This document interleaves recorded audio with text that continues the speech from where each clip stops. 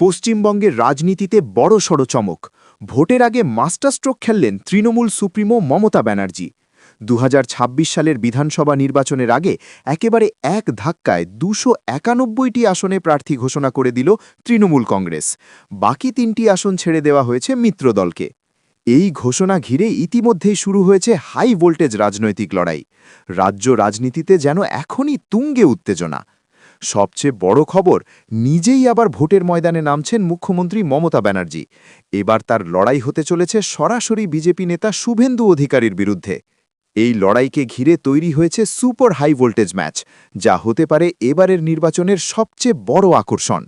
তৃণমূলের প্রার্থী তালিকায় রয়েছে একাধিক চমক, বহু নতুন মুখ, সেলিব্রিটি প্রার্থী, পুরনো কিছু নেতার টিকিট কাটা, আবার কিছু অভিজ্ঞ নেতাকে রাখা হয়েছে গুরুত্বপূর্ণ আসনে।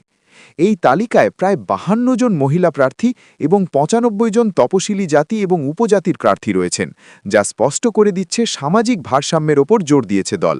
কিছু উল্লেখযোগ্য নাম: ফিরহাদ হাকিম, মদন মিত্র, চন্দ্রিমা ভট্টাচার্য, কুণাল ঘোষ প্রথমবার লড়ছেন। এছাড়াও বিনোদন জগতের কয়েকজন পরিচিত মুখও থাকতে পারেন তালিকায়, যা ভোটের লড়াইকে আরও আকর্ষণীয় করে তুলবে। রাজনৈতিক বিশ্লেষকদের মতে এই প্রার্থী তালিকা প্রকাশের মাধ্যমে তৃণমূল স্পষ্ট বার্তা দিয়েছে তারা এবারও ক্ষমতা ধরে রাখতে আত্মবিশ্বাসী। নিজেই দাবি করেছেন মমতা ব্যানার্জি, ২০২৬ সালে আমরা ২২৬-এর বেশি আসনে জিতব। অন্যদিকে বিজেপিও ইতিমধ্যেই প্রার্থী ঘোষণা শুরু করেছে, ফলে বাংলার রাজনৈতিক ময়দান এখন জমে উঠেছে একেবারে যুদ্ধক্ষেত্র। তাহলে কি আবারও বাংলায় জোড়া ফুল, নাকি বদলাবে ক্ষমতার সমীকরণ? আপনার কি মত কমেন্টে জানাতে ভুলবেন না। ভিডিওটি ভালো লাগলে লাইক, শেয়ার এবং সাবস্ক্রাইব করতে ভুলবেন না। এভাবেই পেতে থাকুন সব বড় রাজনৈতিক আপডেট।